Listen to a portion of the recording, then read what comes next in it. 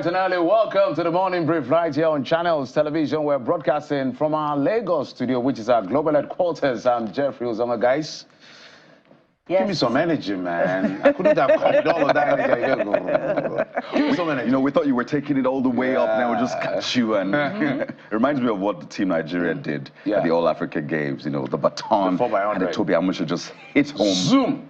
So it's a three-man relay this morning. We'll promise you we'll get to the finish line in record time. Welcome to the show. I'm Kayode Okikulu. Yes, indeed. It's a blessed and beautiful Thursday. Good morning and welcome. And I'm blessed among blessed men. Bless you. Bless you, bless you, bless you.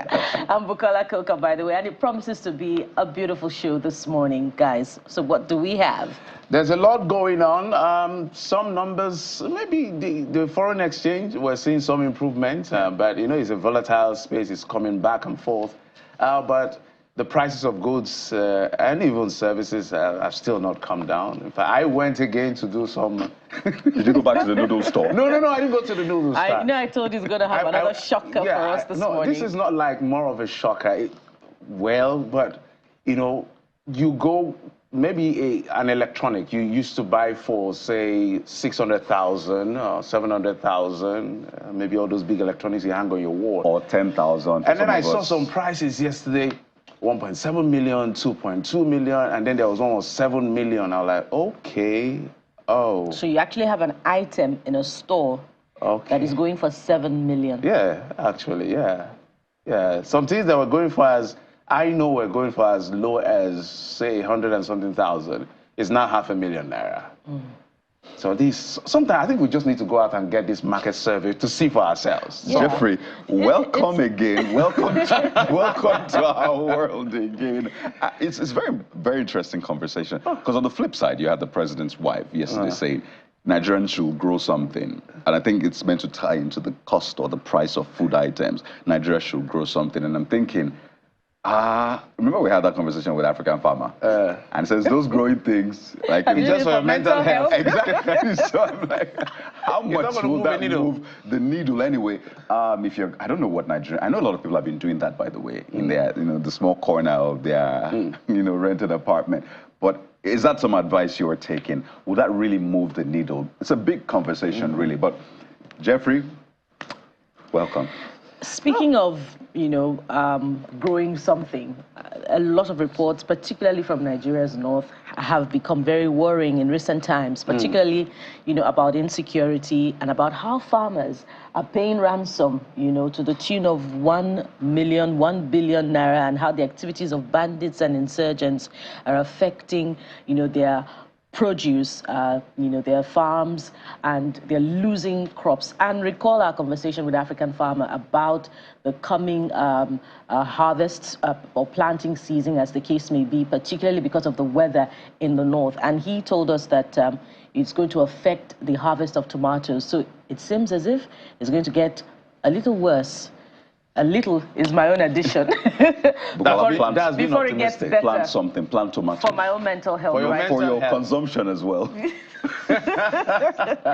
So the question is, what are we doing? How are we being intentional about what's coming? I always ask what the states in the south can do such that they're not so dependent on what's coming in from the north in terms of farm produce, in terms of tomatoes, in terms of yams, potatoes, and all of that. Again, I just remembered, I think it was last night, and it hits me again that these are our children. I want to see them as our children. They are still in captivity. This is exactly 2 weeks. 287 children and students that were taken away by bandits, or whatever name they are called now, from Kuriga community. We are hoping that this is not going to be a repeat of what we've had before. We're still not over that shock of 10 years ago. We can't add this to that trauma. So this time I want to encourage the government to do their best to ensure that these children, it's now 2 weeks, those 287 children, they still need to get back to their parents and have a life. They didn't commit any offense. The only thing they did was to show up in Nigeria. And Nigeria must welcome them, not leaving them in the hands of abductors. Guys, let's see what we have for you today. There's a lot coming on the program. Nigeria depends largely on crude oil, accounting for our national economic survival and guarantees our foreign exchange earnings. But this lifeline now has been subjected to multiple threats. Chief amongst is the industrial level scale of oil theft. Can the Nigerian state stop those gaming the system?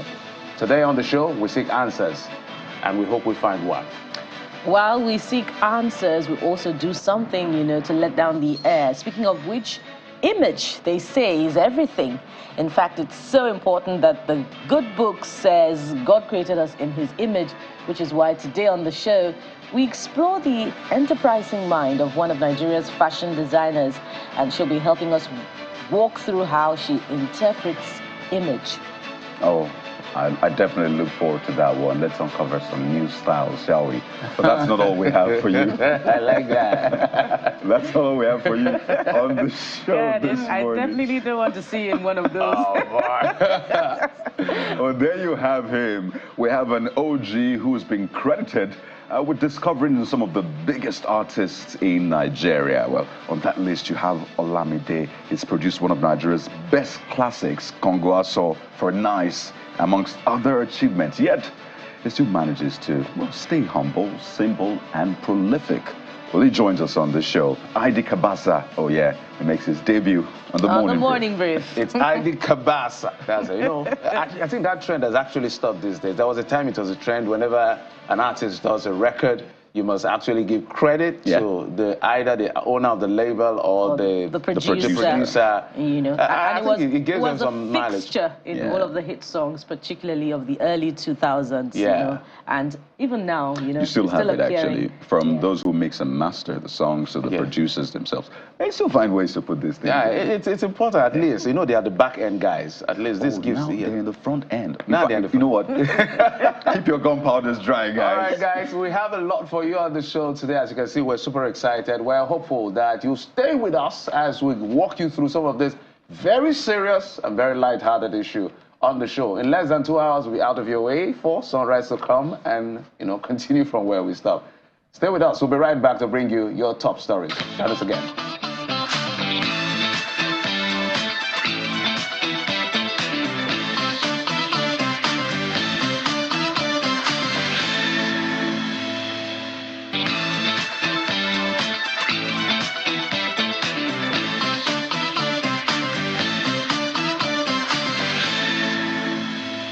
Top on the brief this morning, it appears the president has been receiving complaints from his ministers and heads of agencies about the frequency of summons by the committees of the National Assembly. So the breaking of the Ramadan fast at the State House yesterday, with the leadership of the House of Representatives, led by Mr. Tajuddin Abbas, presented an opportunity for him to appeal to the lawmakers to exercise some restraint in their regular summons, although it's within their rights, according to the president. President Bola Tinubu believes a little breather will help heads of MDAs to be more effective and efficient in their service delivery to the nation, as too much summons is for him quite disruptive.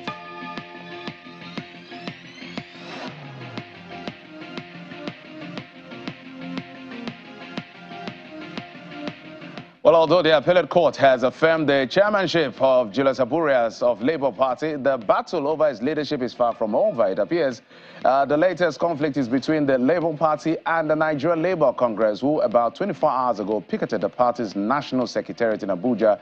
They are protesting over Aburias' decision, its trajectory ahead of the National Convention. The union members, led by the acting chairman of the Political Commission of the Congress, Professor Theophilus Ndubuako, says the proposed convention under Aburias' leadership is illegal and demands his exit.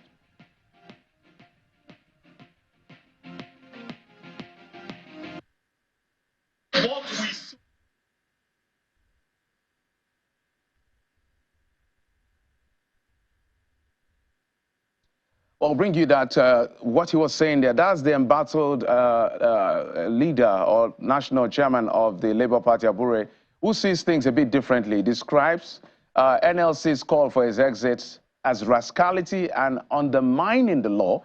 The Labour Party referenced those words during the National Executive Council meeting of the party in Asaba, Delta State, where he believes the protest by the NLC has political coloration.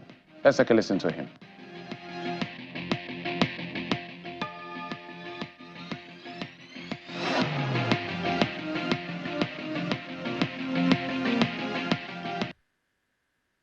what we saw in Labour Party was a show of rascality, an abuse of office, an abuse of the law of the land. The Nigerian Labour Congress is a subject of law. Nigerian Labour Congress under the leadership of Joe Ajero is not above the law.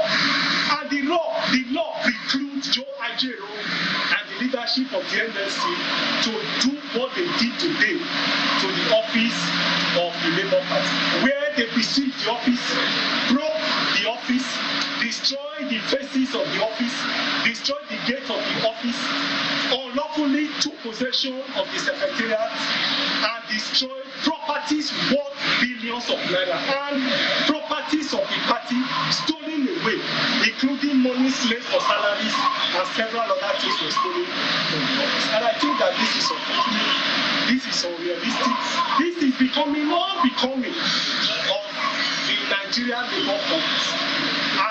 The laws are very clear that you cannot picket an organization that do not have your workers.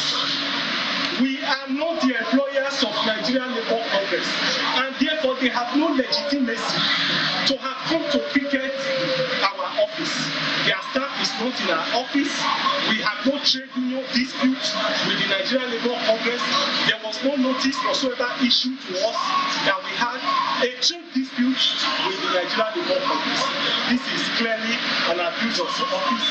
It's clearly an abuse of the law. I must also say clearly that over the past few years, the Nigerian Labour Congress have been claiming to be the owners of the Labour Party. I must state clearly that the NLC, I repeat, the NLC is not the owner of the Labour Party. That argument, I'm sure, will continue in the coming days. But days after it ordered a probe into the killing of soldiers in Okwama community of Delta State, the Senate Joint Committee that's comprising the Army, Navy, Defense, and of course the Air Force have met with service chiefs behind closed doors. The meeting, which is an investigative hearing, is to determine the remote and immediate cause of what it describes as a dastardly act against soldiers who were on a peace mission. In attendance were the Chief of Defense, Army, Naval and Air Staff, who briefed the Joint Committee chaired by Senator Ahmed Lawan from Yobe State. A mini silence was also observed for the souls of the slain soldiers.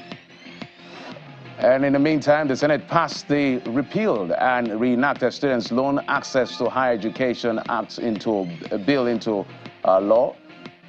The passage of the bill follows the consideration of a report of the Committee on Tertiary Institution and the Tertiary Education Trust Fund after it passed second reading last week in the red chambers.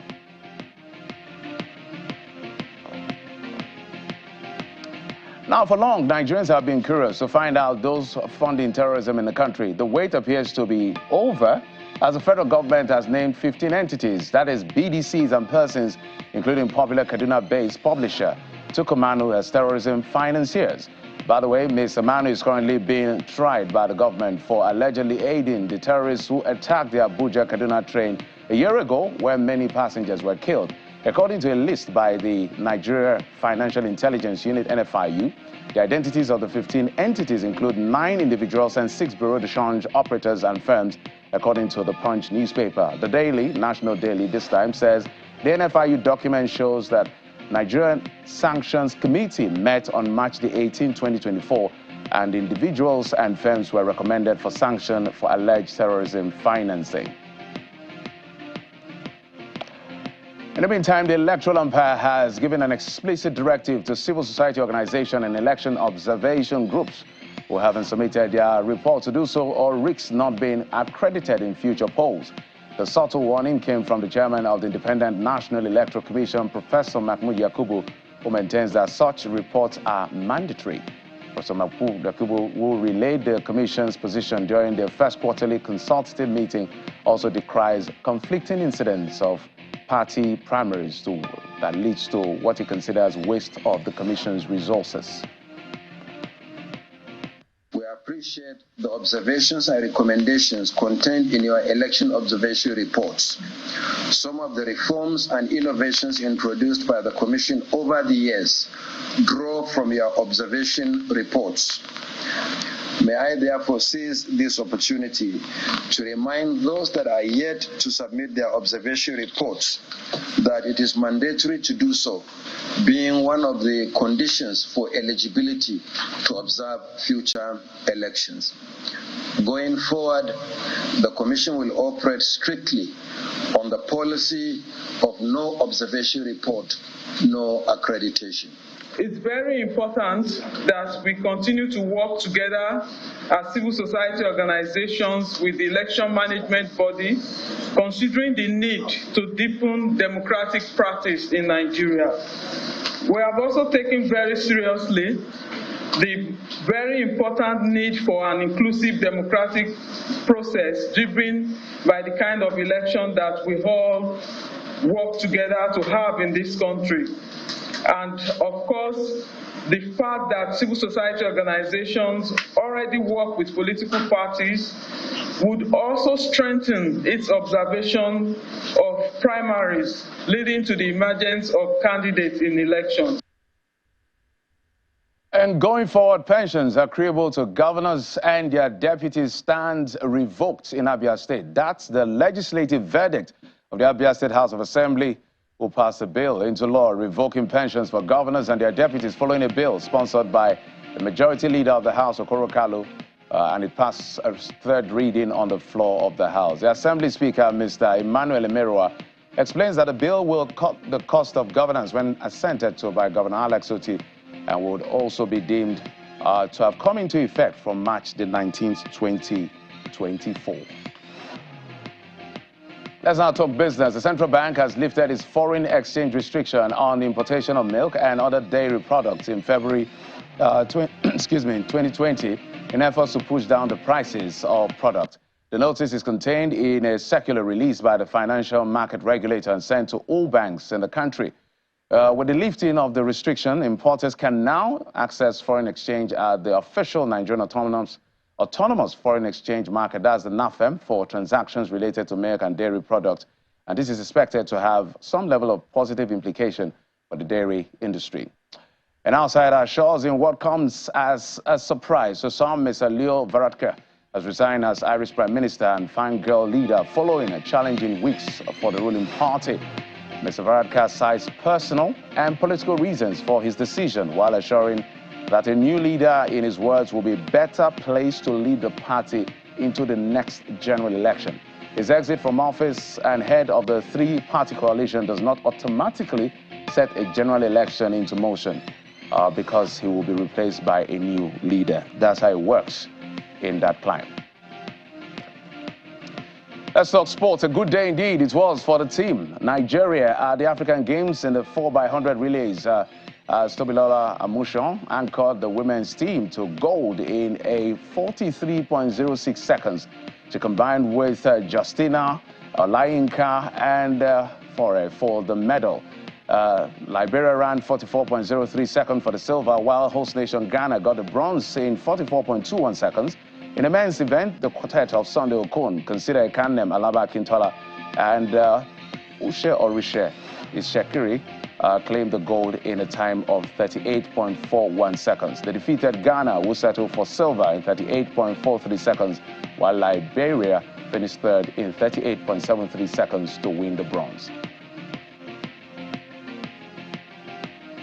Well, those are the stories we've been tracking for you in the last 24 hours, as well as the things that will form part of our conversation on the show and later on in the day. Buki joins me now to let us know what you have been saying and been talking about. Thank you, as always. Yeah. Well done, Jeffrey. Thank you. So, what are the people saying, Bukola? Naira is back in the comment section. Trust Nigerians and their Naira. It's very important to them. And you, of course, you'll chuckle at some of the things that Nigerians are saying, and then some others will cause you to reflect. Of course, the Nigerians are also talking about what do we call it now? Seeming conflict, or the picketing of the Labour Party office by the NLC. Nigerians are also talking about that. But let's start with what you're saying about the Naira, which is our first port of call this morning. And who's the first person commenting? Jeffrey, do you have it yet? Okay. Okay. So we have it. Olanrewaju Okolawon says this morning, $1 to 800 Naira. that's not the current exchange rate, but that's his expectation. And here's what he says: we will be there. I like the Amen optimism. to that. I like the optimism. And this is coming from Akoga, Spakula_Akoga, saying, Naira kept fighting back. We pray it wins the battle. Amen. And unapologetically obedient says it should better fight harder. The exchange rate is still on the high side. Yes, 1,500 Naira plus to the dollar. That's the current exchange rate. All right, this person, T-Talk, that's what you call yourself, says from 1566, that's 1,566, to 1,509. I wish we had this particular stability when dollars was 600. That's the rate was 600. Keep processing or pressing the neck, maybe 1 to 700 Naira, $1 to 700 Naira soon. We hope that becomes a reality. Uncle Wilson says the target for Bola Tinubu and CBN Governor Cardoso is to make the dollar 160 Naira by the end of 2024. Be patient and let them cook. Well, a lot of patience. Uncle Wilson said the target for President Bola Tinubu and CBN Governor Cardoso is to make the dollar 160 by the end of 2024. Be patient. And okay, we've read that. Well, yeah, but okay, I had to repeat that for emphasis, Abby. And the last one comes from Koenig Timms, and he or they say that Naira is gradually coming down, but prices of commodities are not. So what's the point? Okay, let's quickly move on from the, let's call it the appreciation of the Naira to the list of individuals they say are associated with sponsoring terrorism, including BDCs, Bureau de Change, 15 entities, individuals, 9 of them, and 6 BDCs, operators and firms that have been allegedly accused of funding terrorism, according to the report by Punch newspaper. Life is Issue 11 says, what next after publishing these names? We were here when UAE published names of individuals financing terrorism until date. Not a single person was arrested by the authorities. Will these ones be arrested, or will the matter be swept under the carpet? Let's wait and see what the DSS will do about this, since there is no southeastern name on the... Oh, come on now. It doesn't matter. Come on, it doesn't matter. Whatever from the side. A crime is a crime. Yeah, a crime is a crime. And this one is from God My Refuge. And they say it has to be taken up, not just, that's it, not just listing their names, actions to be fully taken to expose and prosecute them all. And, and that's the critical point, to be made about this. Absolutely. Where does this all lead? And what do we do with the names? Will there be prosecutions? As a matter of fact, following the release of these names, does it lead us to other names, and other links that will ensure the sufficient or the full prosecution of those who are involved in terrorism financing?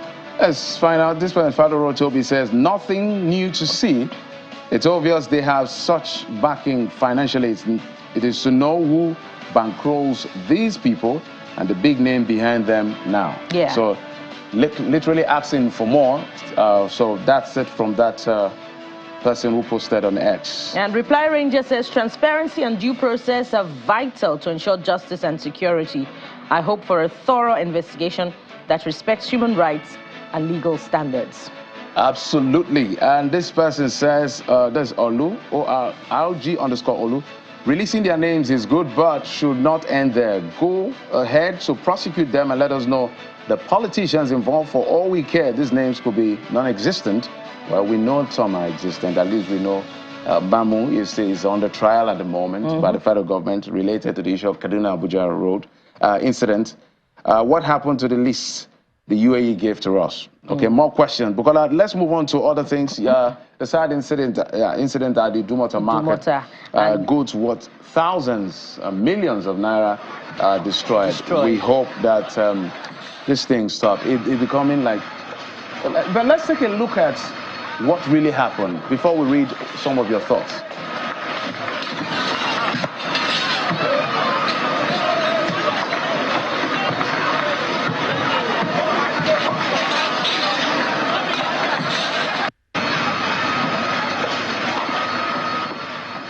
right, so that's what happened yesterday. We understand that fire started about 8 o'clock all the way till afternoon.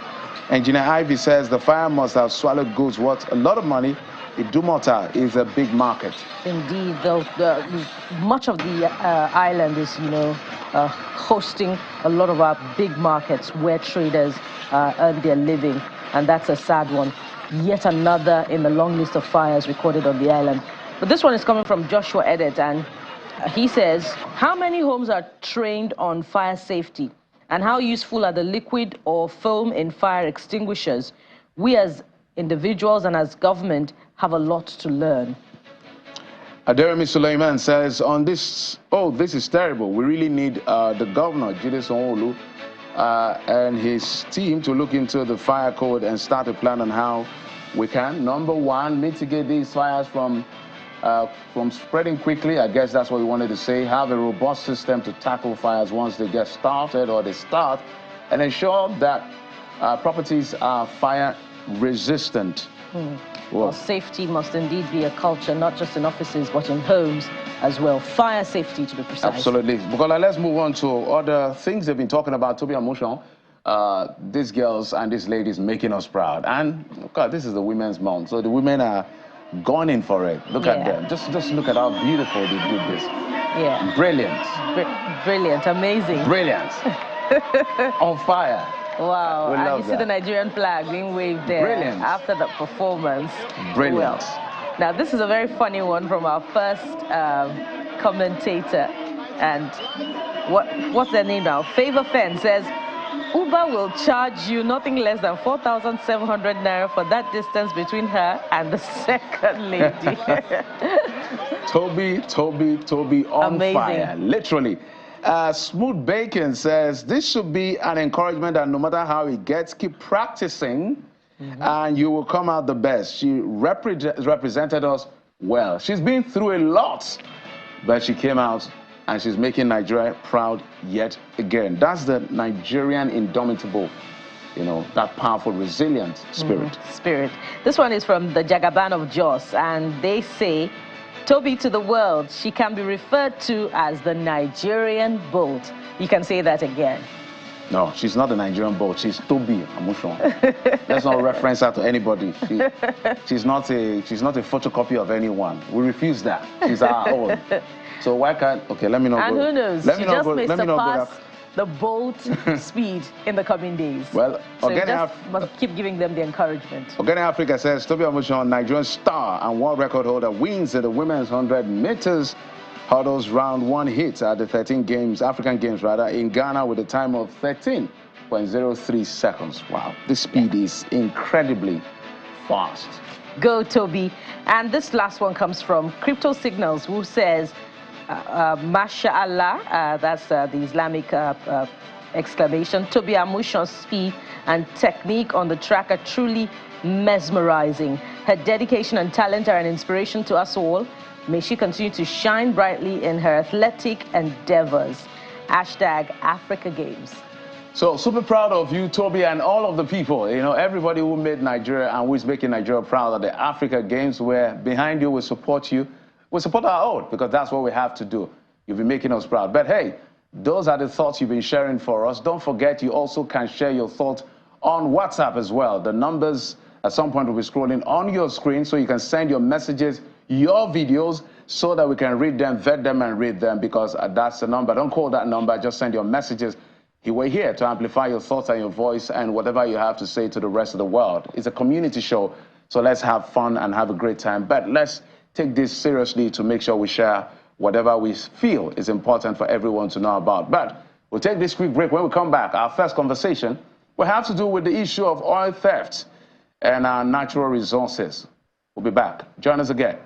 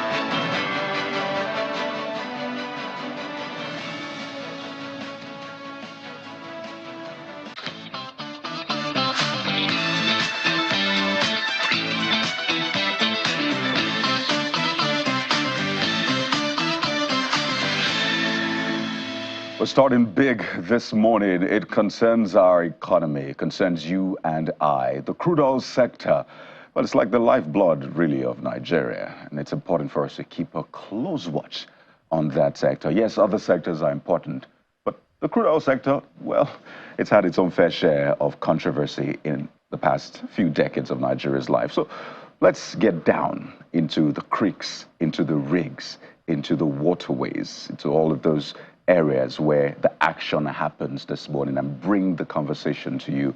We're joined on the program by Captain Waredi Eniso, who's the Executive Director, Operations and Technical, Tantita Security Services Nigeria Limited, joins us virtually on the show this morning. Welcome, Captain, to the morning brief.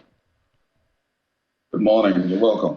Well, the sheer size amount of pilfering in the crude oil sector is shocking. You see this firsthand, so I imagine that you're not shocked by these things. But for the average Nigerian, you see almost 5 trillion naira lost to crude oil theft in just 5 years. That's about 1 trillion naira yearly.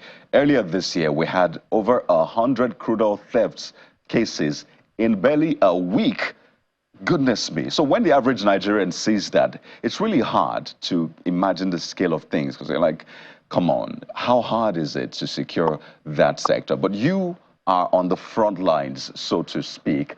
I'd like you to just give us an introductory, opener of sorts into that sector, the theft that goes on, and what you have experienced trying to secure that sector, or that area in this case.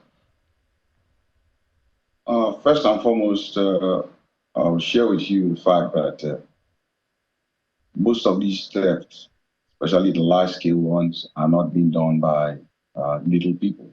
They're well-connected people, different layers of society.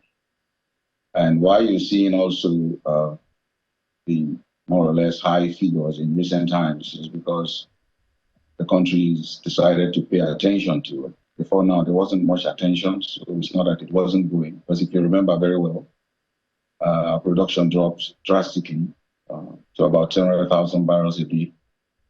And that brought the new architecture, which NNPC decided to take a very, very firm action. The federal government did. So you could see that you're seeing thefts of 100 or so in a week, or as you put it, but we are producing more than what was produced back then, where these reports were not made. But having said that, every drop of detail in the country is worth it because of the economy. And so we're not going to take chances. It's a very, very big problem. As you said, well, it may not be shocking some of us who are in the forefront of all of these, but yes, they're really mind-boggling. So you said that these activities are not carried out by small people, so to speak. They are well-connected people, well-equipped, well-funded, and the rest. We've just had a conversation about, government uncovering, or at least putting out the names and list of those who are financing terrorism. It's been a conversation that has been on for quite some time. But because it's almost like terrorism, in fact, it is terrorism for those who are stealing crude. So in terms of then uncovering, unveiling those who are responsible, how well would you say we have done? Because the conversation is always around ensuring that there are consequences for wrongdoing, and that should serve as an example to others. How well have we done in that line, make people, showcase them as consequence for wrongdoing? A couple of things you have to note, too, is that, we decided to take a very, very different turn in this. And one of the different turns is to go after kingpins. So in recent times, we worked hard with the security forces. I would like to use this opportunity to commend the Inspector General of Police Office, who dedicated a special squad. As you know, the private security companies don't have the power of prosecution. Our gallant military also do not have the power of prosecution. Under the police and the civil defense have got powers of prosecution. And the Inspector General of Police was very, very swift in setting up a special team that came up and said, okay, henceforth, we're going to drill down to every person that is involved in the case of oil theft, and such you saw in the case of the MT Cali. And the MT Harbor Spirit is ongoing. So the case of the MT Cali, the operators of that company were apprehended, and they're currently in court in Abuja. So it's not been an easy one. It's all over the media. If you check very hard, you see out there. They're there. Even in the newsprint, are there. So you can see the actions the government is taking. Captain, I want us to maybe elevate the conversation a little bit more in terms of, Kayode had mentioned it and you had also said it in passing, but let's do a bit of referencing. I believe, and a lot of people believe, that the level of theft, it's industrial, which is why you have mentioned that people in the high places are involved in all of this. But there were accusations of a string of culprits, allegedly, from those that are in law enforcement to people in communities, to businessmen, to people in government. Without necessarily mentioning names, who do you think in these categories of people that are really driving these excesses, and why can't they be stopped? Well, as you rightly put it, there is high-level involvement by the communities also, because most of these pipelines pass through communities. And by virtue of the socio-economic problems that they face, they have no choice than to go to these lines. That is number one.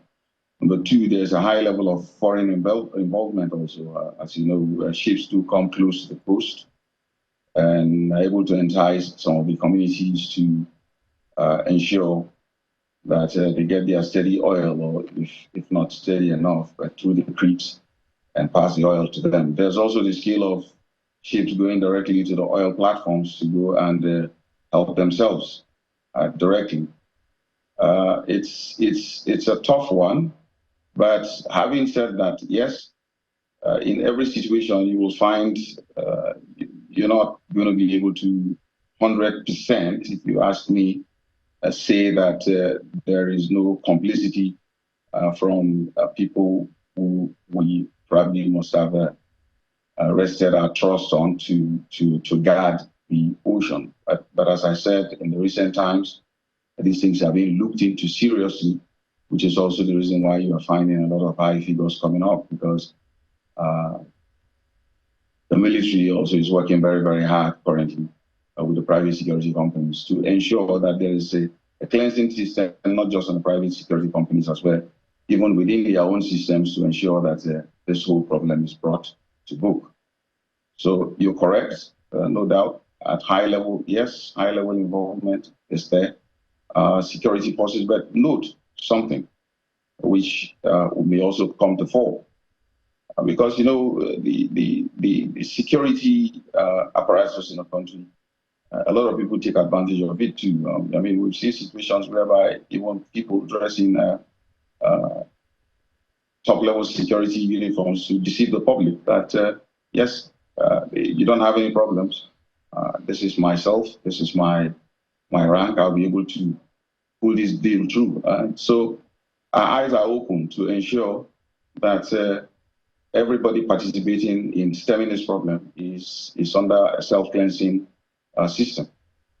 So the President and Commander-in-Chief is the Minister of Petroleum Resources. How much of an encouragement are you getting that is giving you, I mean, those of you that have been contracted, to make sure you do this job? Because this is our Commonwealth being stolen. And we've seen situations where there's been a back and forth between the private entities and our established security forces over who did what, accusations, and all of that. So at the end of the day, how much push does the presidency give to make sure that, look, guys, we gave you a job to do, we need this job done because we're losing money?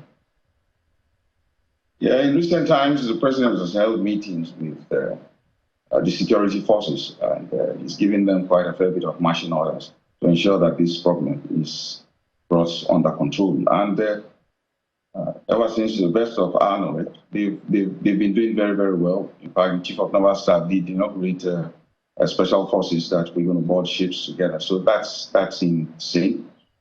If you look at it, even in the last apprehension of the vessel called Sweet Mary, which is owned by Ghanaians and came to Nigerian waters to seal, the Navy was very, very swift, in carrying out their mandate in the apprehension of that ship. And not only did they stop there, they also invited all concerned, all the stakeholders to come in, take samples.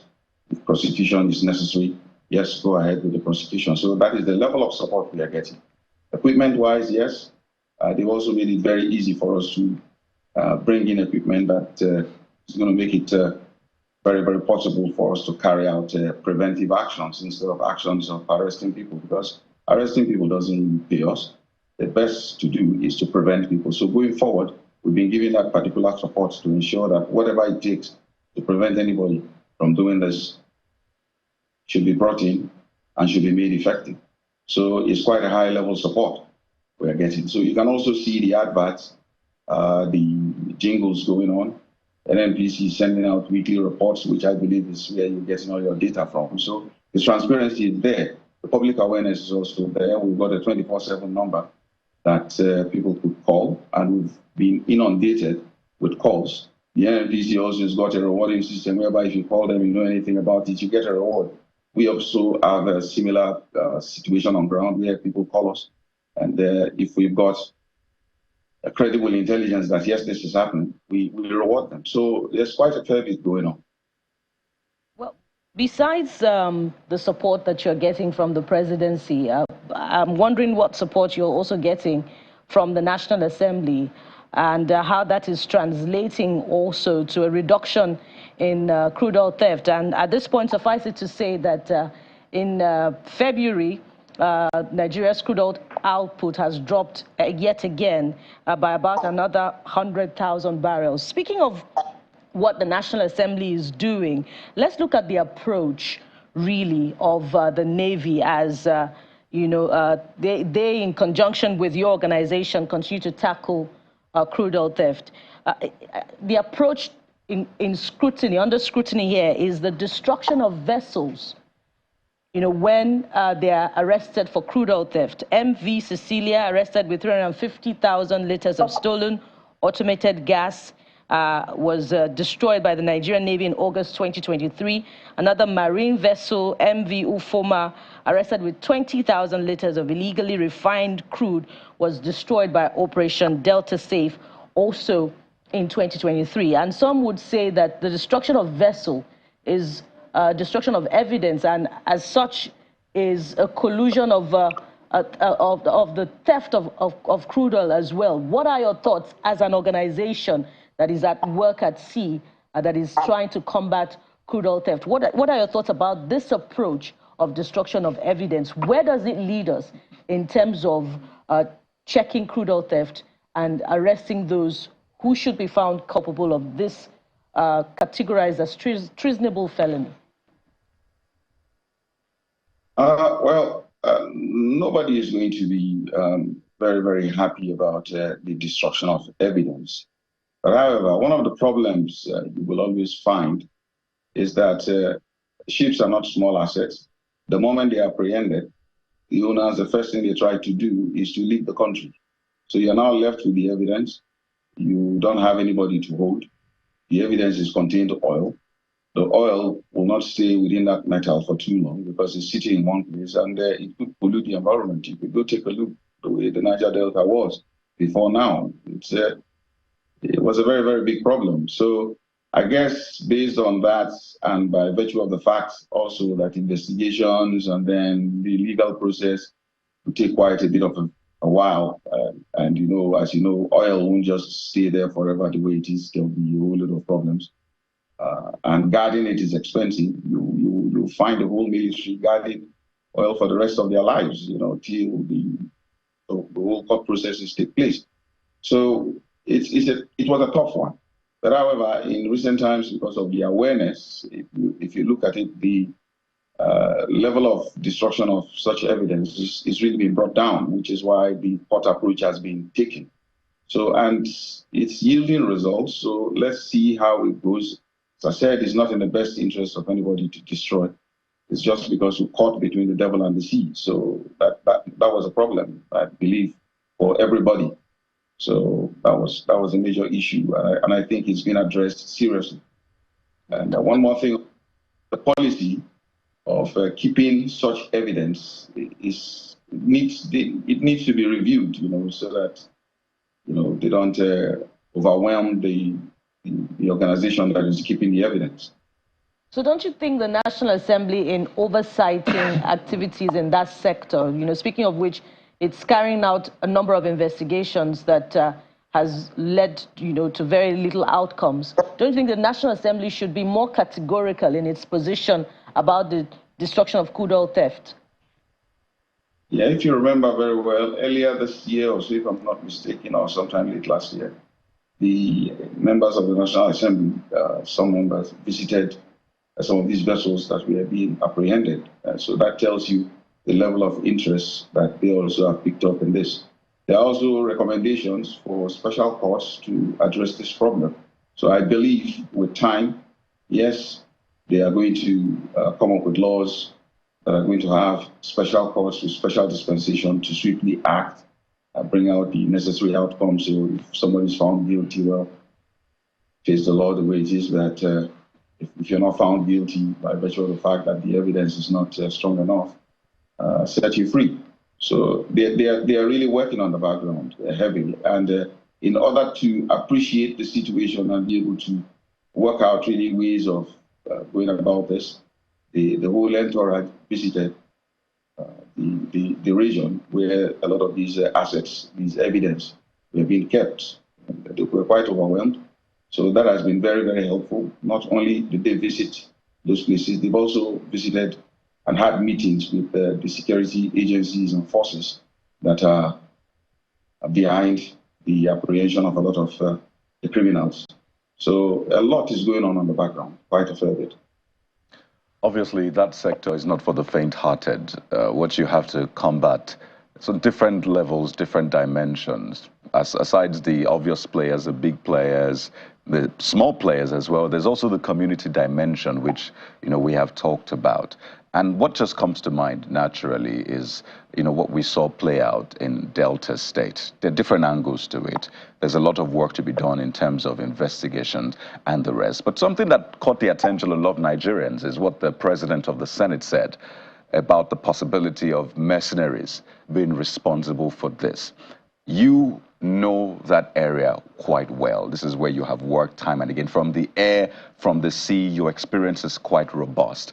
And I just want to know, during the course of your work, how much have you come across mercenaries, foreigners, people who are outside players that are actively involved in this one? Just how rampant is it? Well, it is quite shocking what you will find. But when you look at the region, when it comes to the community, it is not easy to have the nation's resource pass through their communities, and then at the end of the day, they don't even see the value of what is passing through their community. So they decide to, settle for it and have their own share, especially when this is what runs in the veins of the country's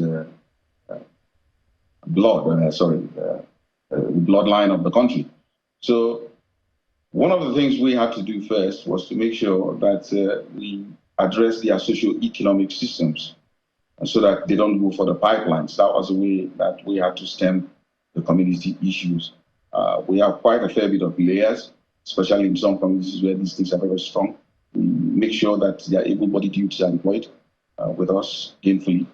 Their wives, those who are married, so being given stipends to ensure that they have no reason to struggle while their spouses are out there working. And then older people also who are within the communities to give us intelligence in case, strange people come into their communities and they find some unholy discussions or unholy negotiations that are going on.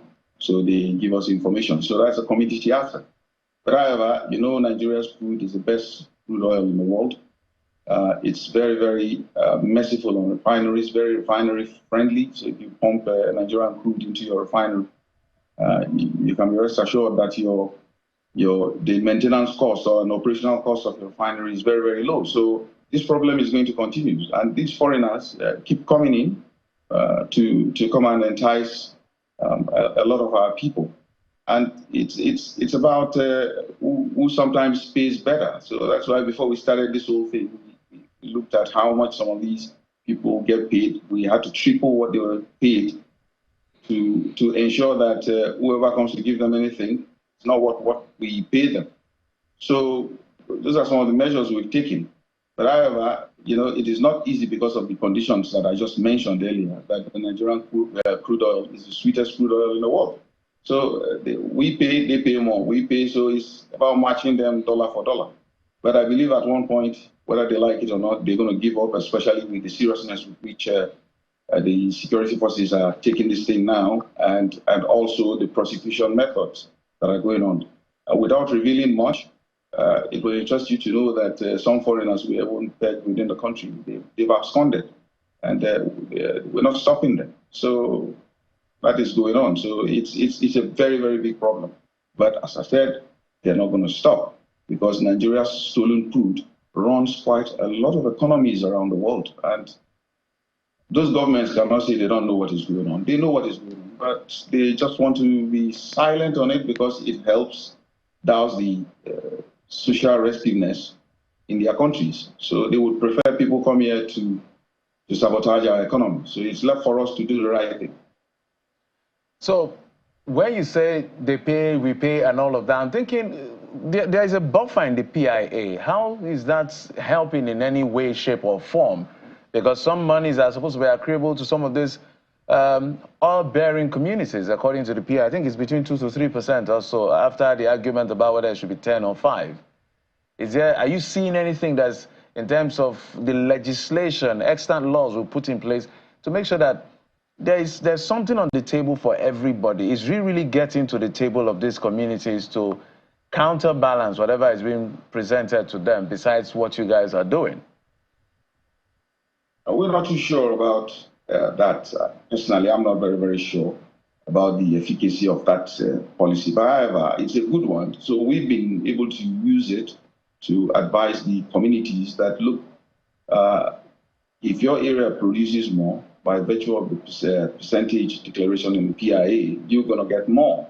So, but I think there's some policy there to inaugurate committees or so that are going to responsible for working with the authorities in the disbursement of those things. So we're not involved in those things. So we're not too sure what is going on. But what we want to do as a private security firm is to assume that much of that does not exist and do our best to ensure that people are trained, because sometimes the issues you find is that quite a fair bit of them don't really have skills to go elsewhere or anywhere to do anything.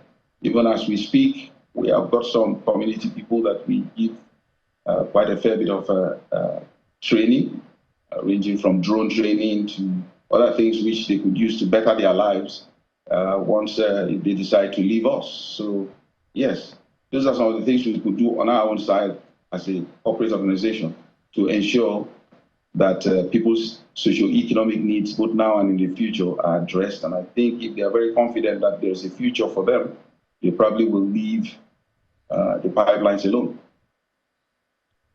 Now, I'd like us to explore another part of the conversation, which is, pretty much the commentary that is dominating the approach of the country to tackling crude oil theft, one of which is, the approval of, by FEC, Federal Executive Council, during the last administration for the purchase of a security tracking device, the technology that is deployed all over the world to tracking crude oil theft, but which never really saw the light of day, and billions of naira was approved.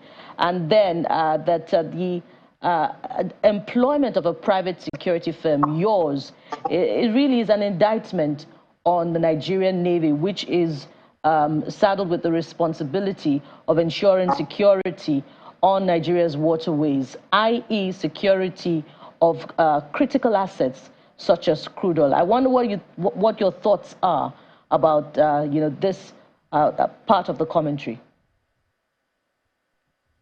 If you look around the world, especially the most successful countries, you would have discovered that government is almost the same everywhere.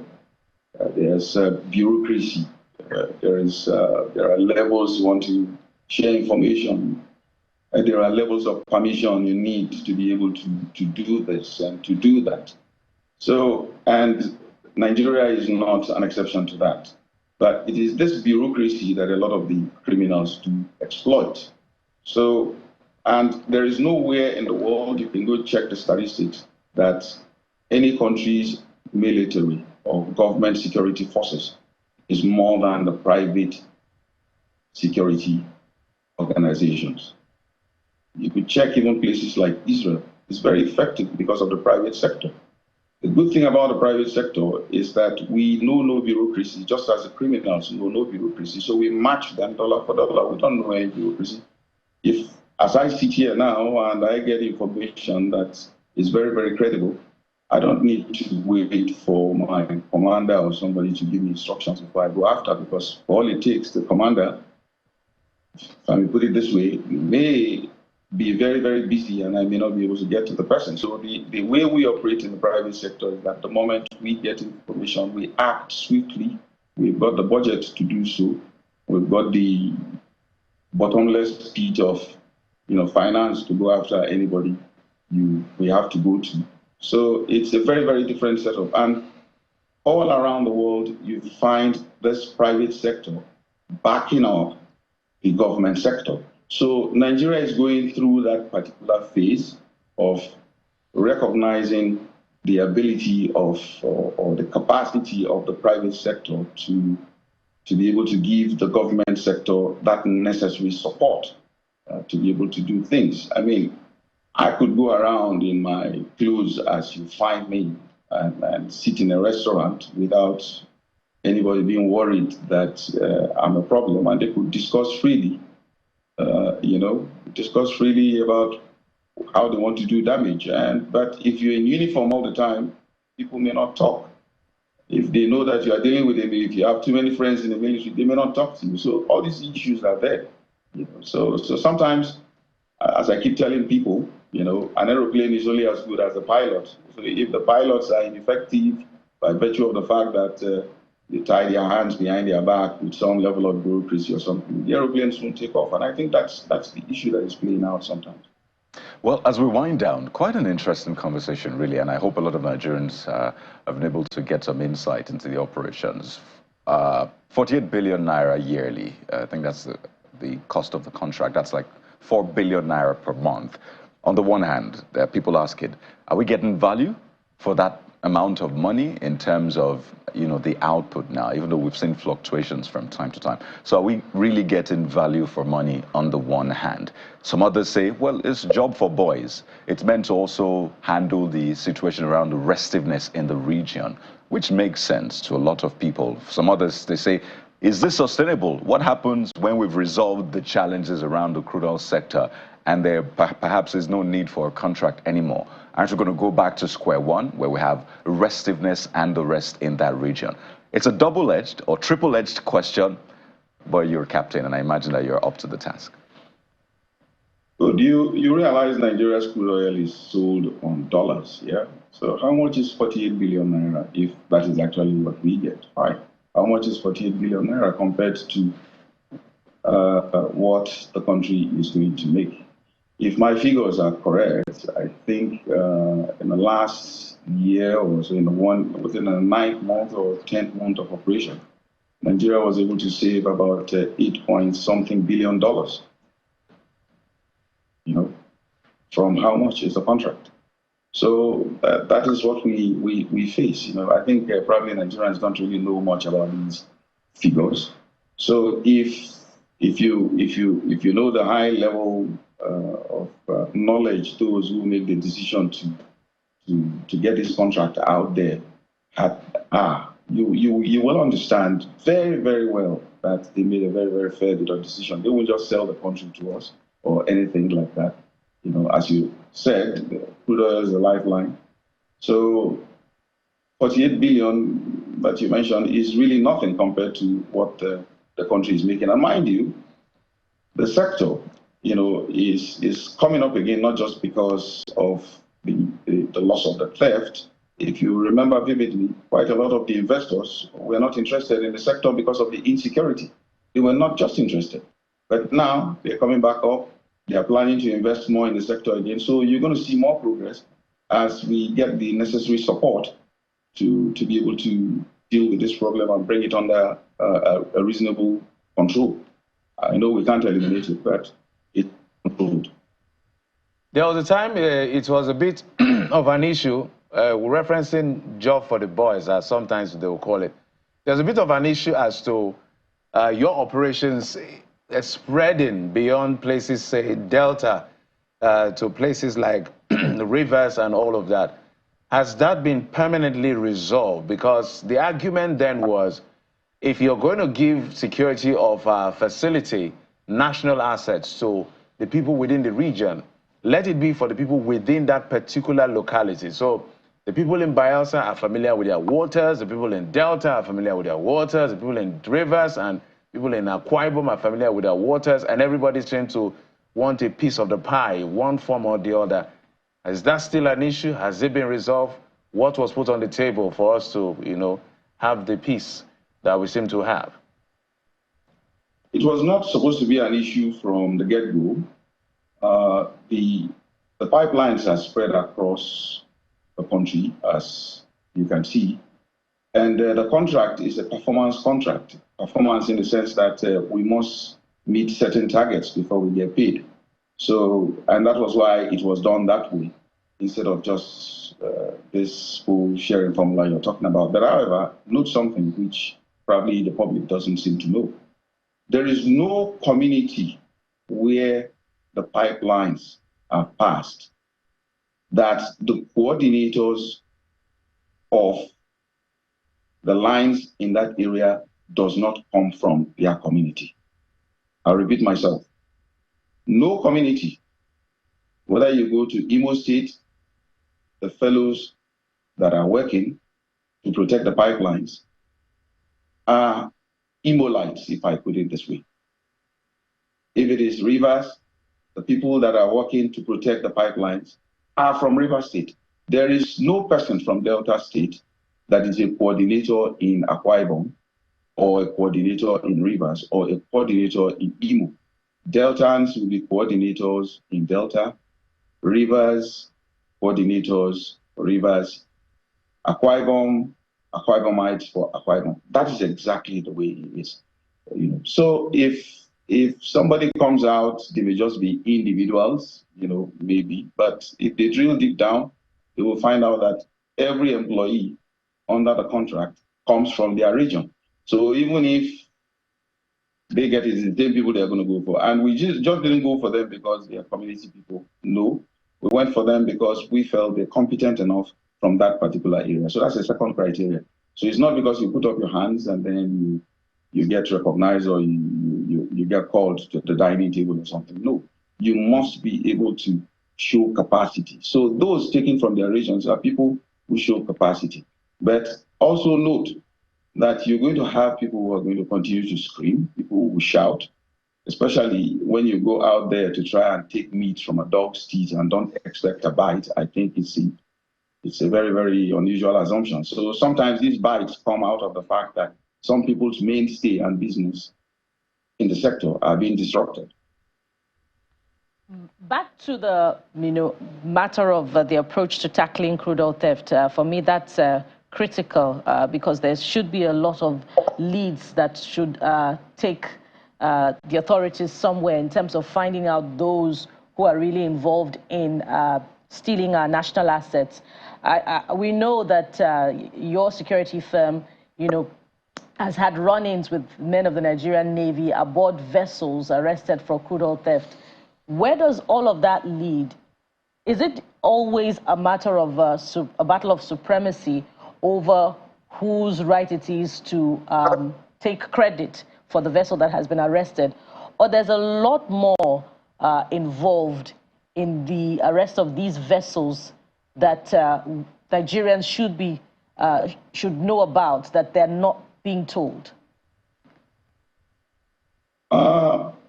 Well, I guess in any situation where there is an obtrusion of a new type of approach comes in, there will always be misunderstandings. There will also be lack of trust and things like that. If you look at things very well, in recent times when the Chief of Naval Staff had to put his foot down on the forces coming together to come and solve this problem, we haven't heard much of that at the moment. Even as far back as New York, there was a particular point in time in the olden times where even the firefighters and the police were fighting for jurisdiction. But now everything is leveled out. So, they're always there. It's not about who is going to take credit or something. We're all working together for the same purpose, common objective. So it wasn't very easy for us to suddenly become relatives in the initial stage, but it's an ongoing relationship. You understand, as you know, the Navy is a security arm, a total security arm. So there's always going to be that situation whereby they have a right to know first in all of it. So, and actually, to some extent, yes, I agree with them because they are the custodians and they're responsible. But by virtue of the fact that we have a performance contract, which means Nigeria must have a certain amount of export level and sanity in the system to attract not only the export, but also investors to come in. Right. We don't want on our eyes and say, well, look, this area is not our jurisdiction or something. But there is now a new task force that will work with and come together to be able to sort out these issues. So that's very effective, so to speak. Well, Captain Waredi Eniso, you have such an impressive CV, ex-ship captain, ex-airline jet pilot, former lecturer. You were in NIMASA. Thank you so much for your time on the Morning Brief. Thank you. There you have it. At least we've given you some insight into the operations in Nigeria's crude oil sector. But we'll shift gears now. Yes, there's a lot to talk about. We'll talk about another angle, empowering young Nigerians. Yeah, you don't want to miss this. So stay with us. See you on the Morning Brief.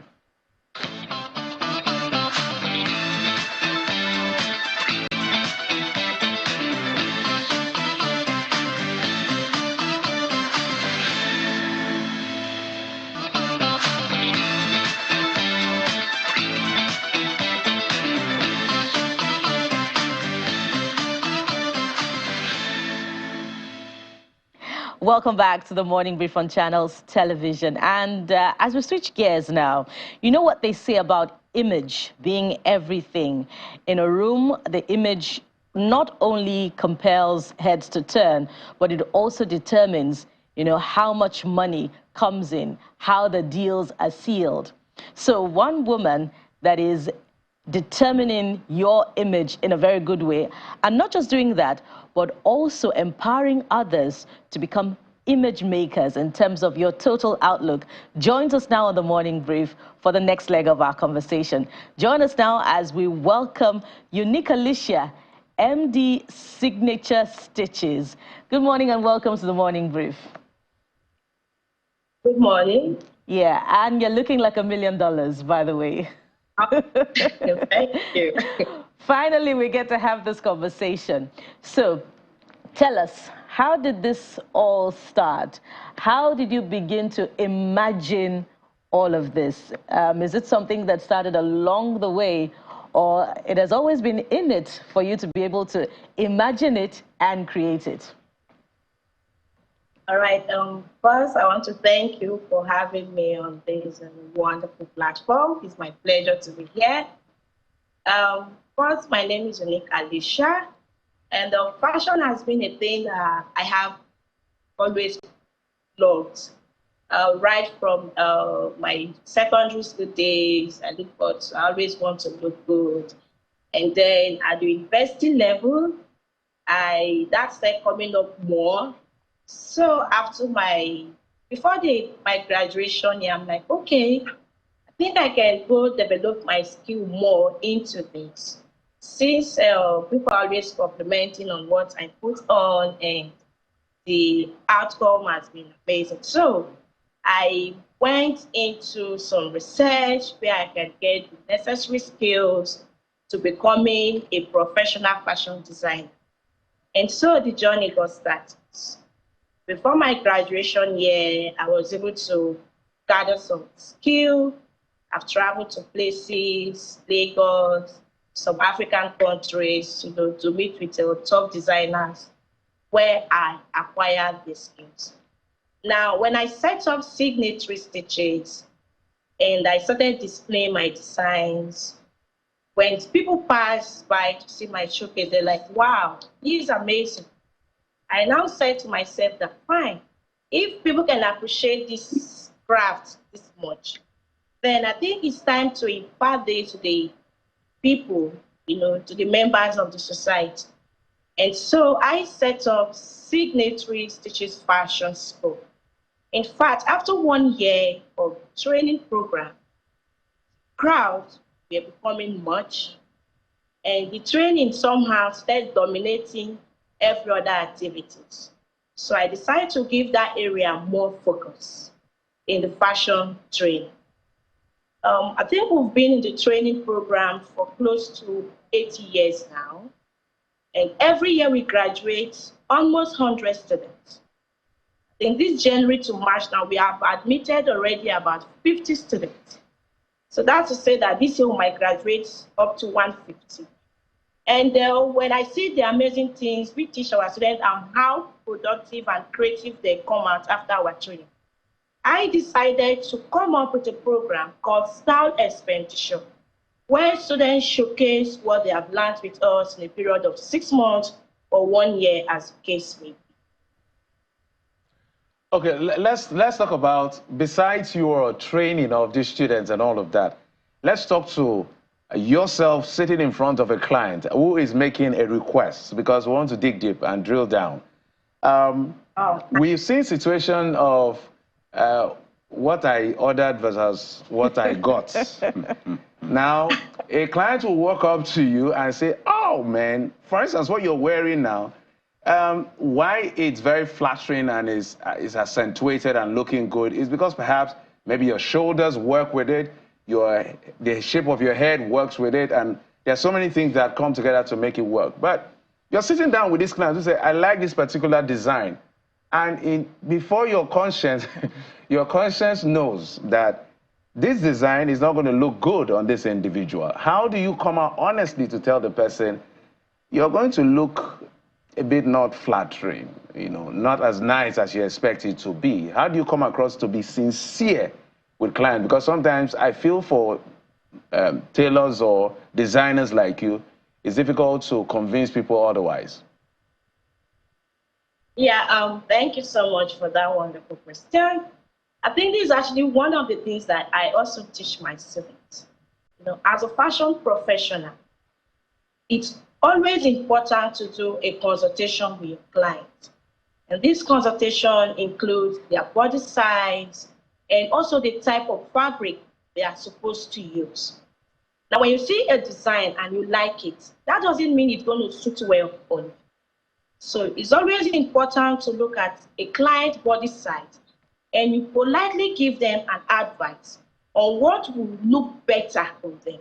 Now, if I've worn this stuff and you like it and you admire it, as a designer, I can come up with something creative as well that will fit your body size so that when you wear it, people will be able to admire it on you as well. So that is it. So it includes the choice of fabric, the body size, and the rest of it.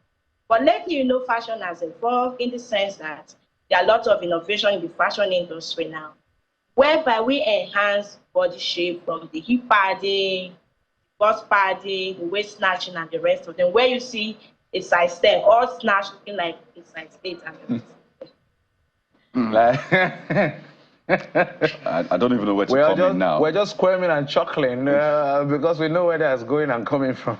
Well, from the feminine perspective, what I order should, come in as in what I order, regardless of my size. I don't know if Unique Alicia has a different perspective.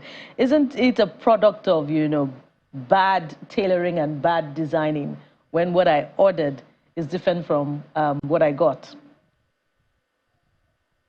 Yes, there are scenarios where the problem actually, comes from the designer in question. And some designers, they are not honest enough to let their clients know that I can make this, But then sometimes the person's body size doesn't fit in. In our fashion designing, one of my courses is a lecture on fabrics. There's a type of fabric that you use to make a design. You won't achieve what you get compared to a particular material you use. For instance, you see on Instagram or on social media where what I ordered versus what I got. When you compare the fabric you use, it's totally different. And clients, some of them are very funny in the sense that they will compare you to use the fabric they provide for you. And when I have such a client, I would like to come to an agreement like, if you don't mind, I can abandon this fabric and get something that will suit this particular design that you want. And just imagine if you bring a one-top designer's design from the ground I should make for you, when we know that the fabric alone is worth over 300 to 400,000. Now you want to use a lace fabric of about 20,000 to get the same look. It's not going to be possible. So I always advise my client, if you cannot afford the fabric that produces the same design, it's better we look for a design that suits your fabric to avoid what I ordered versus what I got. Fantastic. Thank you for that heads up. We'll try to remember that, because we love to look like all of these fashion icons, but then they cost a lot, apparently. I just realized that I actually learned tailoring at some point in my life. And it wasn't the prettiest period. You had to learn how to tack buttons. You had to learn how to do all of those tiny things. And it needed a lot of focus, a lot of attention to details. And honestly, it's sometimes tough to find fashion designers. And there's a lot of them, but it can be tough to find those who will do what you really want them to do to the detail. So I'd like you to also speak to us about some of the challenges you face in trying to deliver that work that people want. We'll talk about the economic angle, how empowering this is as well, because there's also the money angle. But so maybe we can meet you halfway. What do you need from us? We give you time. Sometimes you disappoint, but you have to tell us that, it's because of this, that, but we don't quite understand. So is there something you want to tell people out there such that they can understand your position as a fashion person and maybe approach with better understanding? All right.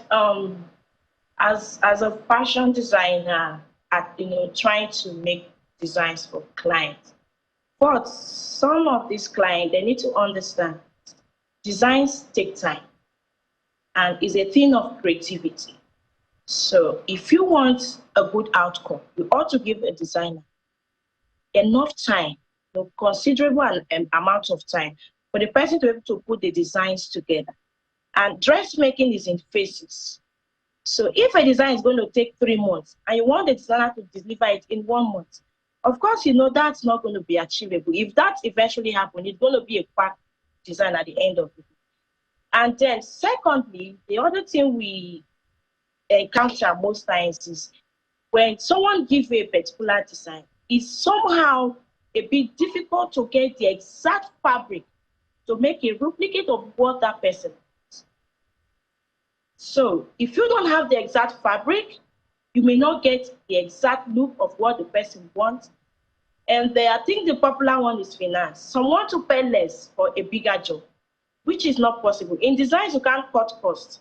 We all know that anything luxurious is all about money, where you need to use almost $500,000 or even $1 million plus to bring out a very luxurious piece. And when you see these things on Instagram, you should know that these people are putting in enough money and time to be able to create that.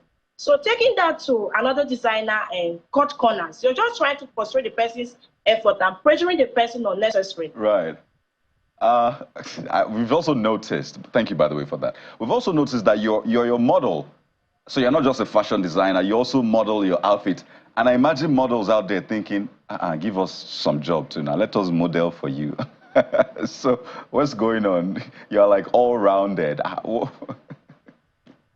Yeah, when I started fashion thing, I was wearing few of my pieces, and I think I've got some number of throws online that get a model to do this for you. You can't be doing this, and just like they say that practice makes perfect. And I started improving on myself, taking some personal classes, and because I run a fashion school, I see the need for me to model my designs, because one of the things I teach my students is that imagine you're not eating what you're serving somebody.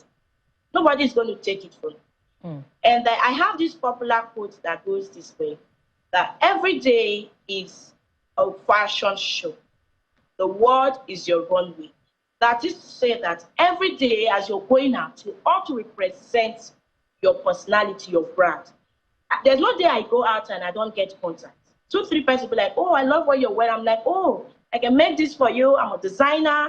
They say, oh, really? Can I see your handles? And before you know, so every day I step out with my designs. In fact, Port Harcourt people look forward to see me in an event because they know I always kill it. And that way, I told myself, if you start training with us in a period of 1 to 2 months only, as unbelievable as this can be, in the space of 1 month, 2 months, you are already making money from the system. So wow. This is a show because, yes.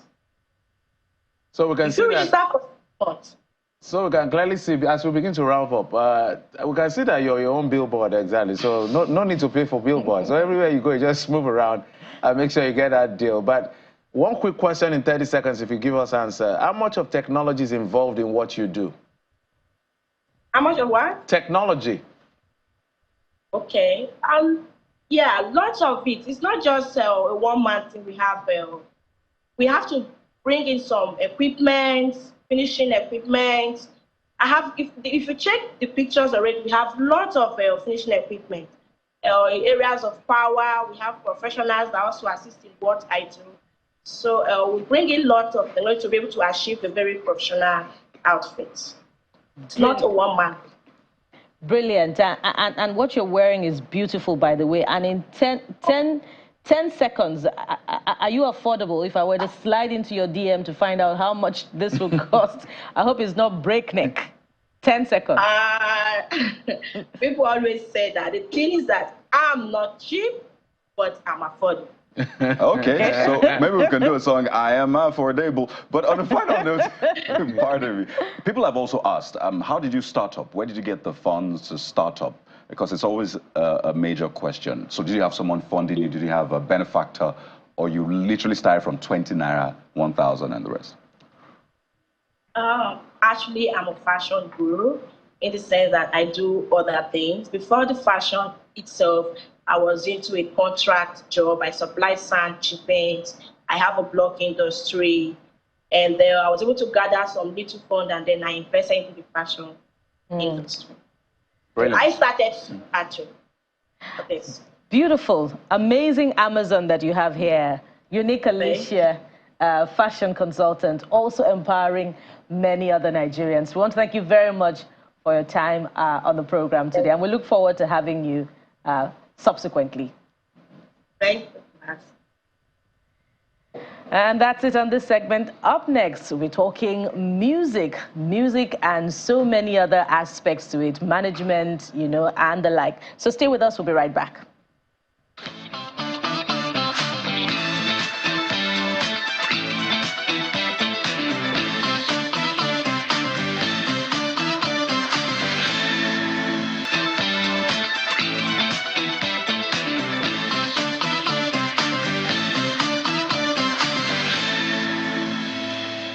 Welcome back. Olumide Ogunade. ID Cabasa joins us right now. We can't wait to talk to him right here in the studio. ID Cabasa, welcome to the program. Thank you. And thank you see how quickly we had to come to you because we want to make the most of the opportunity we have to talk to you. So I always say, whenever we have OGs, so people who are not familiar with words like OGs, I tell them, ID Cabasa is an OG in the game. So we're super proud of what you've done for the industry and how you've been able to identify some of the people that are now ruling the space called Afrobeat. Yeah.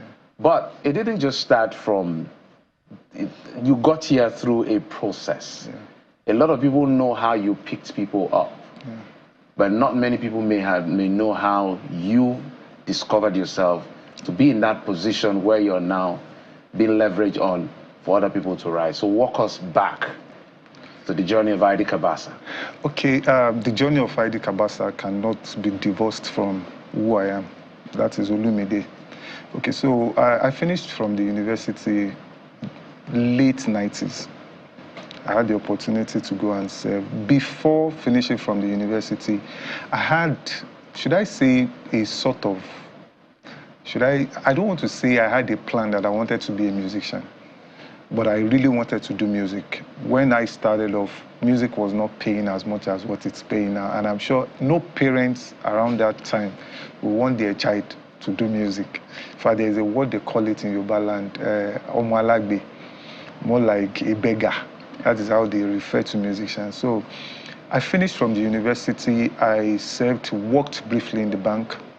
I worked with Savannah Bank and Oshone Bank briefly, but there was a nudging inside of me that I feel I have a gift for this thing. I know the fear was the fear of, will I be able to pay my bills and all of that, especially as a young guy that is getting so much money, working in the bank and all of that. Will I be able to cope with the lifestyle that I've built? But luckily for me, I was still trying to even build that particular lifestyle. So I spoke to myself, which is where you say probably I discovered myself that let me give it a try. Even if I fail, then I will have something to fall back to. So I told my parents that I was going to study for my master's, which I actually enrolled for in Unilag. So while studying for my master's, I was going to the studio to work. And by God's grace and speed, I was able to quickly, the first person that gave me hope that I was even going to do this and do it well. Not that I've not been working with some artists, but the first person I worked with, which gave me hope, was King Sunny Ade, where he walked into a studio where I was interning, and he said he wanted to do a jingle. I ended up producing the jingle because their keyboardist did not show up. So I ended up doing the work of the producer. The man was impressed. The next day, he came to my parents' house to pick me up to go and finish up the jingle. And by the time he came to my house, my father saw him. My father was like, who was that? I said, that's King Sunny Ade. Then the rest is history. They were not going to support it, but when they saw King Sunny Ade, so that was how I became ID Cabasa. They allowed me, they said, look, if this is what you want to do, then we feel you should go ahead and do it. And ID Cabasa did not start even at that point. ID Cabasa was a process, was a guy that had to fail severally to actually get stuff done. So where did that name, ID Cabasa, come? So it's technically, it was more like a fun name amongst my friends, which I had to put a meaning to. Too Fat, who happens to be my major guy way back. I'm sure a lot of OGs in the industry know Too Fat. His younger brother, Akin, will call me ID Cabasa. Cabasa because there was this musical instrument that we use. It's called Cabasa, tiny musical instrument. Because I normally will use that anytime I want to. The shaker that you hear in my piano now, that is Cabasa. So I will normally use that from way back then. No. So there was, when they started calling me Cabasa, initially I was like, why would you be calling me Cabasa because I use an instrument? So the name was becoming more popular with me that I had to look for another meaning to it. And the meaning I gave to it was this, that look, if you look at my stature, I look skinny, the unassuming guy. So I saw myself as the unassuming skinny guy that is in that big industry that you cannot do music without having me in you. Right. So I had to put that meaning to it, and I had to adopt the name. Brilliant. And you know, your name from, as Jeffrey said, you know, the old time has been a fixture in many songs, and that was how we started the conversation. You know, how when those hit songs come, we hear ID Cabasa, Lord of Ajasa, and you know, your name is on Gongwaso, Totori, Omoto Chon. Is it Sean? Yeah. So when those songs come to you, or is it you that discovers the song? How do you identify the hit, or can you make any song a hit because you are ID Cabasa? To be sincere with you, it will be a huge lie if I tell you you will know a song that will become a hit. You can know a good song. You can know, in quote, a sweet song. But what makes it a hit? Acceptance. You can make the best of songs that if people don't accept it, you just keep saying it to yourself that, it's such a good song, but people will tell you it's not really a hit. When you look at it, you are looking at numbers. You understand how many people are vibing to the song, how relevant or impactful is the song with people. So at the end of the day, as a music producer, your work is to make sure that you create potential hits. Potentials are not guaranteed. That is one thing I normally would tell people, that, but you as a person, you create potentials in every song that you want to create, that to make sure that, okay, the song is simple, the song is relatable. You are not trying to impress your fellow musicians, you are trying to impress the crowd, I would call it. And the crowd has to do with a lot of people that don't understand music, but they also want to pick up what you are doing. So that part of being simple is major, because if you look at the biggest song in the world today, Happy Birthday to You, Happy Birthday to You, nursery rhymes and all of that, don't be unnecessarily too, I won't use the word deep, don't be unnecessarily too complex, trying to be deep. Because depth itself is supposed to be you actually breaking down what is supposed to be complex to make it simple. That is depth. But when you complicate things all in the name of, I want to sound so good that nobody can actually do, you might not be able to create a hit song doing that. I'm sorry, you have to say that line again. Depth is... What did I say? I don't forget it, but I think I know, I understand what I just said. So depth is not you appearing complex. Depth is not complexity. Depth is actually being able to explain something that is supposed to be complex in a simple time that everybody understands.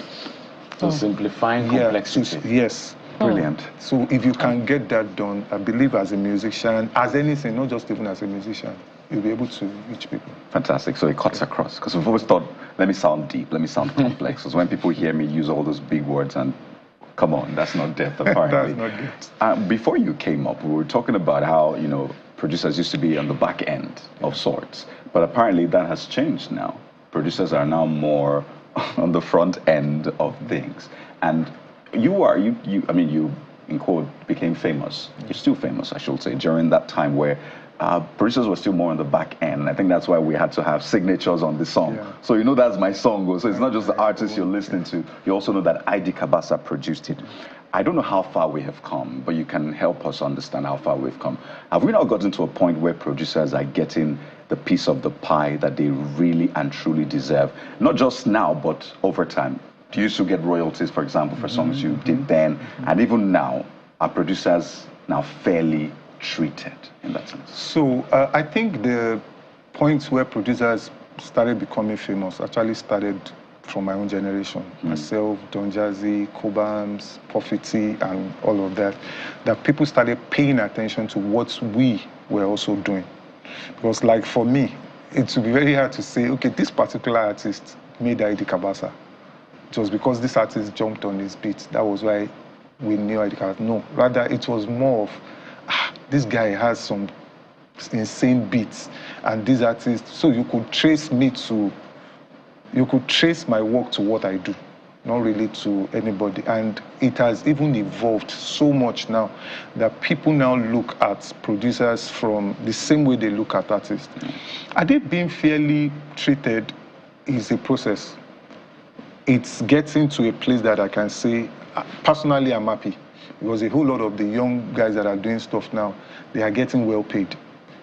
When I started, everything goes to the artist. You get paid peanuts when you are in the studio, and when the song becomes big, everything goes to the artist. I was privileged, I would say I was lucky to have worked with certain people, the likes of Olamide, Nice, Reminisce, and all of those guys, that they were also human.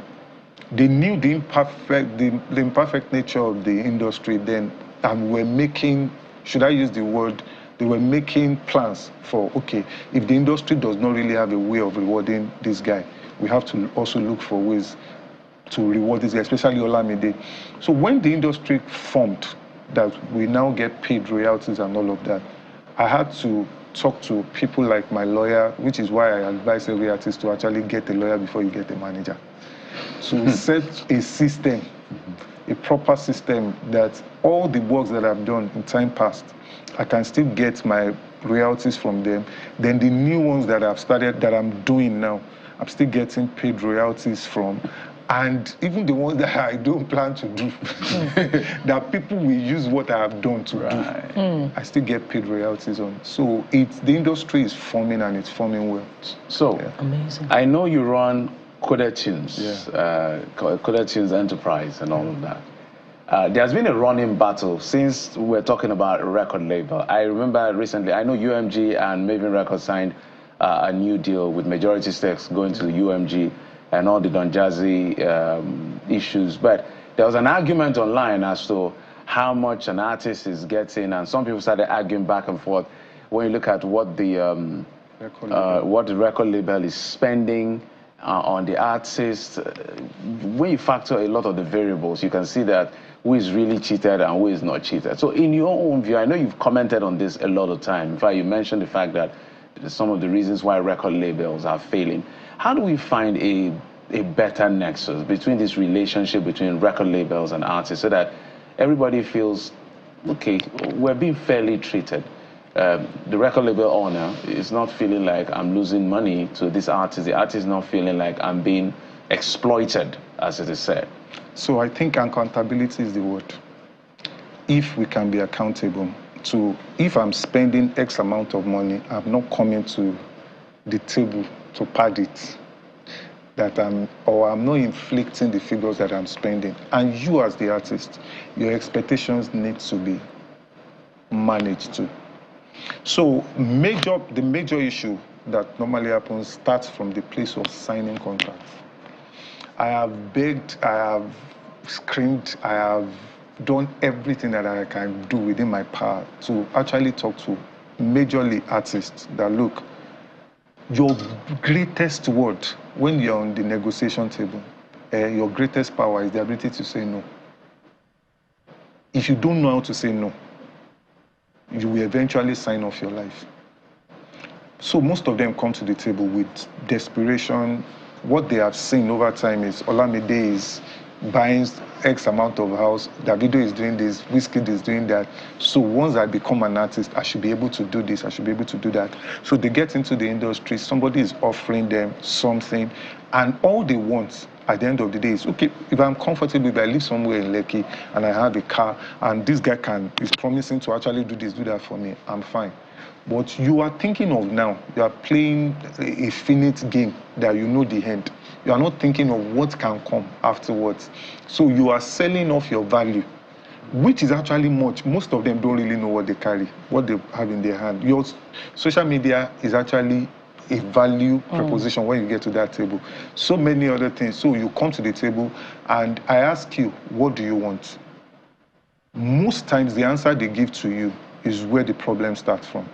They tell you, I want a car, I want a house, I want this, just give. So I will tell you that, okay, I will give you this, I will give you that, then I will give you 20%. Is that fine? They will tell you, yes, it is fine.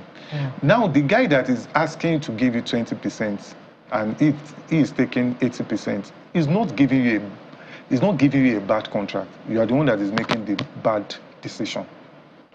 So at the end of the day, I ask them, go get a lawyer, look at the value you are bringing to the table compared to what the record label is bringing. Sometimes some artists actually bring more to the table than the record label. Sometimes the record label, the only thing they bring to the table is just money. But thank God for great labels like even what Don Jazzy and Co are running, that they bring beyond money. They bring a system that works, which is what I will advise any artist to actually go for. If you know they have a system that works, that is bringing more to the table beyond what you can do for yourself, I am sure getting 10-20% of a huge sum is better than getting 100% of something that is very minute that you can't really do much with. But when it gets to because it's an ecosystem, it's not just the record label that makes off all of those money, because I'm spending, and music business is very expensive now. If I'm spending on music videos now, Don't let me quote the figure before people will come after. You're free to call the figure. You are spending averagely like $20,000-$25,000 on a music video, and I'm very intentional with that word average, because it's more than that in most cases. You are spending that, and to promote, let's use the word promoting a song now, both on social media and all of that, you are spending like $30,000. On one artist, you are spending almost $70,000. Convert that to Naira, and the day the artist gets a show that they are paying him, let's say 5 million Naira, and is having a 2 million Naira take home, start complaining that. Now, I'm not saying that all of these things are the fault of the artist, because there are also some record labels that are strictly business-oriented without soul behind You don't want them. to say wicked. I have a friend that they call the wicked producer. So I get it. Right. I will use wicked. So they're actually wicked, that all they want to do is to... The music business is meant to be exploited, but they want to abuse you as a person, that they don't really care how you fare, they don't care about what you bring to the table. So at the end of the day, all of these things has to do with the emotions. The logic behind it is get a lawyer. The lawyer is talking, your lawyer is talking, you are putting preposition on the table, they are putting, and in fact, the answer that should be at the back of your mind should not be just say yes, yes. Be ready to say no. No to this particular one. No to, so if they now agree, and we both agree, then we can go with contracts. Yeah, that's another deep one. 10% of a big deal is better than 100% of a tiny deal. Yeah. I got that line. To another aspect of the debate, which is, what we always talk about, the OG versus the new Gs. And They are not new Gs, they are just OGs. well, New cats. there's a new generation, New Jeffrey. cats. They call them new cats. Well, whatever you decide to call it. OGs and cats. And it's about the pressure to produce the hit song. Okay. In a different way, asking, what is happening to the OGs? Why are the hit songs not coming? Is it the pressure to produce hits and the hit songs are not coming, or is it an early retirement for them? So I think this conversation I've had with some people close to me, and I think it starts from your psyche. You must first tell yourself that you will not always be number one. I'm a Christian, and that's, funny enough, I found in the Bible that the crown will not last forever. That is to say, you will not always be the number one. If that is at the back of your mind, you will not play to blow. Rather, you will play to shine. And I was saying this on Saturday, that when you play to shine, it's a long game.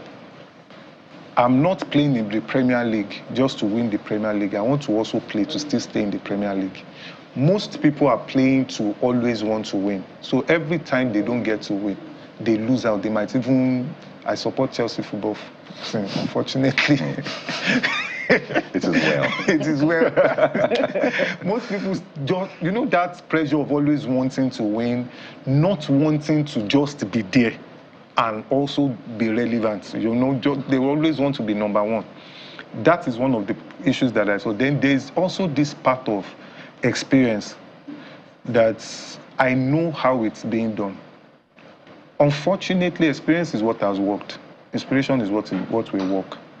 I keep saying that the experience is a comb life has given to you after you have lost your hair. So to stay, yes, unfortunately. I dare not laugh at that one. No, I understand. I know. I think I get that. All right. So you don't. Yeah, that it has worked in a particular way doesn't mean it will always work in that particular way. The creative industry is a place that changes per time. So most of them stop learning. Most of them stop learning. Most of them still want to do it the way they've always been doing it. Like for me, my greatest strength is to sit down and sit with these young cats, like we call them. By the way, my age might be my generation, but I'm Gen Z. My mindset, I want to sit down with you. You are talking vibe now. What do you mean by vibe? You are saying this now. What do you guys mean by this thing that you're saying? Talk to me. Let me see what you are feeling in this particular thing. Even if I can't feel it, there's nothing bad in me asking you to do it for me.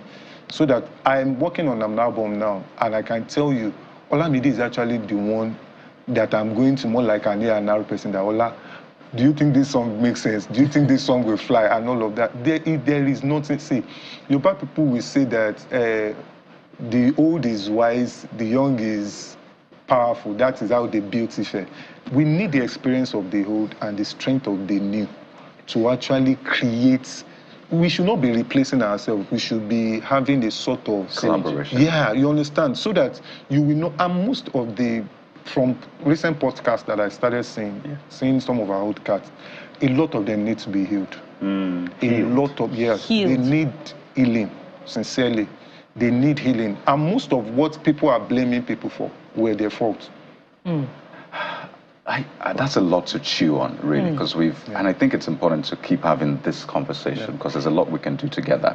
We can have you for the next 1 hour. I will never get tired. I was just seeing one of your posts, and you said that you're working on a new album. Yeah. Olamide is A&R, but will there also be a voice? Will there be a voice on it? Olamide is on it. I did a song recently with Vector. Right. Okay, the album is, which is what we're talking about. I said I'm reimagining old songs. I'm picking some of those songs. So Vector sampled some things from... I did Photocopy with Vector. Yeah. Photocopy was Nice's song. Yeah. Probably I should this would be the first time I'm letting the cat out of the bag. As an old cat. I am actually reimagined Olufumi.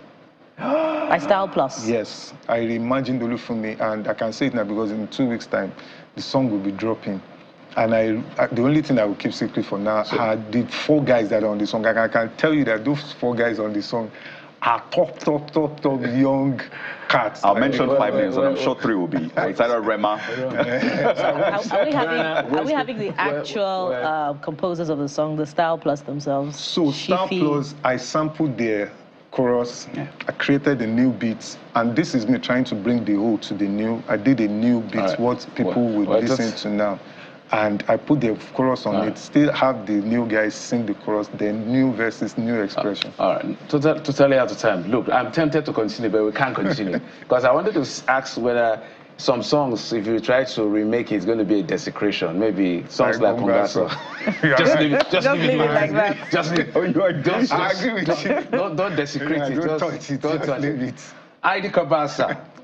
We don't have enough time. We don't have enough time to talk to you, but we have to do this again. Yeah, no problem. But I live far. Mr. Olumide Ogwuade, thank you so much. CEO of Coded Tunes Africa. Thank you so much for coming on the program. Thank you for having me. Thank you so much.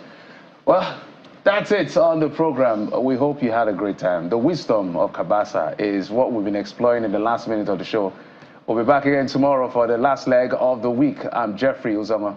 Don't forget, Sunrise Daily comes up in just a few minutes, so stay on with us. Thank you for watching. I am Bukola Koka. So whether you're old cat, new cat, or up-and-coming cat, keep it simple, man. Don't complex things up. I'm Kayode Okikile. Goodbye. Bye-bye.